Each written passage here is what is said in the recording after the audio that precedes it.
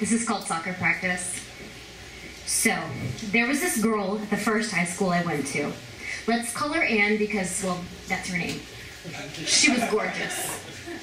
Anne and I were friends. We got along really well, but as the cliche goes, I was into her, she dated assholes, etc., etc. I was 15 and deep in the friend zone. It wasn't pretty. She runs up to me one Monday morning telling me about how she had the best weekend ever. She hooked up with this 21-year-old guy who had a car and drove her around, blasting music during burnouts in a paddock and driving to the lake where they fucked. Every word was a knife in my gut. There was no way I could live up to this guy. He had everything. I had nothing. I wrestled with it until lunchtime, when I had an epiphany. The car.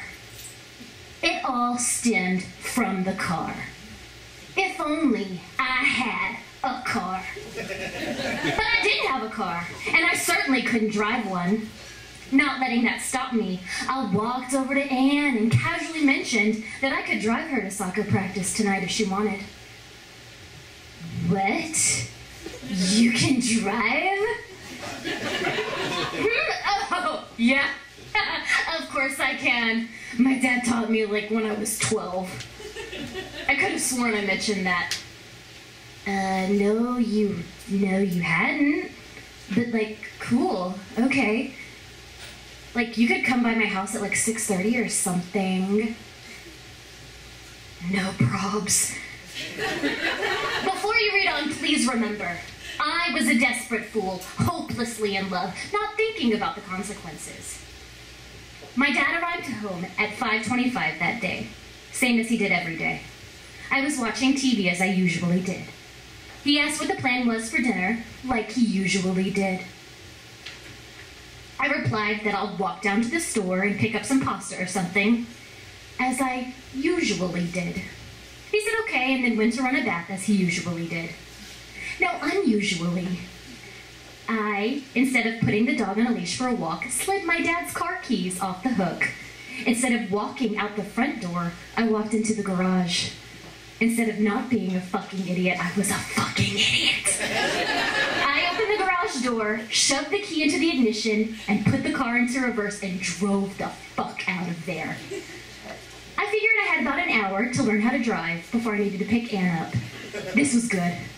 I rolled down that street pretty slowly. My heart was pumping. I was in control. I adjusted the mirrors because I'd seen people doing that before. It was lucky I did, because then that's when I noticed that my dad was chasing after me down the street. With just a towel on, chasing after me. I panic. I slam the accelerator down. The whole event probably took about 4 seconds to happen. It was all in like super slow motion for me, but I really couldn't be sure.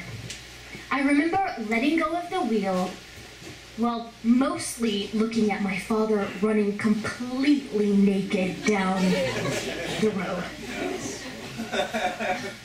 I remember shifting my gaze to that tall brown fence that was speeding toward me. I remember covering my head with my arms and feeling the thud of what I later realized was an airbag. When I clawed the airbag off of my face, I stumbled/fell out of the car. I stood up in my neighbor's garden and looked up at the bonnet of my dad's car, embedded into the living room of the neighbor's house. I stared at it for a long time. I heard a noise behind me and I turned to see my dad, his towel long since disappeared, panting heavily, flapping, just staring at me. I calmly asked him, "So, what happens next?" He said he didn't know. So I sat down on the lawn amidst the debris and my naked dad. My naked dad sat down right next to me, and we didn't say anything. We just waited for the neighbors to come home. Anne was late for soccer practice.